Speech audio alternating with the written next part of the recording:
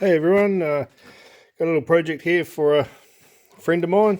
It's a Lister J barrel, so yeah, a little Lister stationary engine. The old commonly found in the wool shed and on farms, all that kind of thing. So yeah, I just went through the old flood a few years ago, and he's wanting to get this back together and up and running. So stripped it apart, and the exhaust seat was pretty stuffed in there. So you still see the silt sitting in the blooming water jacket.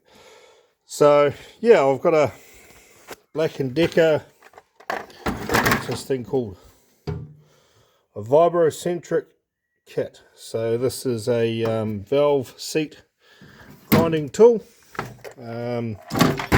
So yeah, you got your posts here for your different size valve guides, a couple of drivers for your stones, and then an assortment of grinding stones. So find your right arbor you need. So that goes into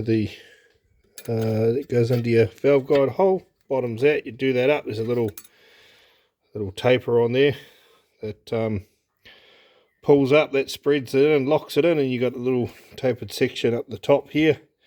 So that sits, concentric centered in the valve guide. So that's your guide for your tool. So that goes in. You lock that up.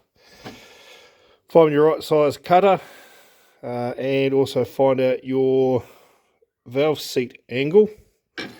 So the cutter goes on there. This is a little stone dress, a little diamond tip in there.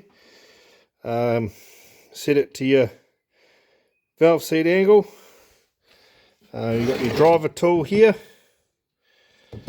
and first thing you do is spin your tool up, dress your stone off, make it nice and clean at the right angle, and then in with the stone, spinny, regrinds the seat. So yeah, I've actually already done it, so that's looking a hell of a lot better than it was. So it will serve our purposes perfectly fine. So yeah, be able to get his valve back in there and get this thing back up and running. So there we go, easy as.